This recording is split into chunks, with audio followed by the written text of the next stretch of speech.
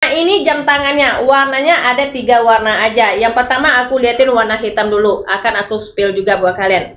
Kalian lihat, ini dari Gem Sunny loh. Motifnya simpel teman-teman, dan di dalamnya angka-angkanya ditaruh kayak diamond sama dia, bukan angka lagi tapi diamond jadinya ya, seperti itu. Nah, kacanya anti gores dan motifnya simpel teman-teman ya, dan stainlessnya juga tebal, dan di belakang stainlessnya juga sama ya, stainless beremboss dari Gem Sunny. Jadi ini warna tidak akan berubah atau tidak akan berhitam-hitam jari kalian, tangan kalian. Tangan kalian pernah nggak beli jam tangan hitam-hitam terus gatal-gatal? Pernah nggak?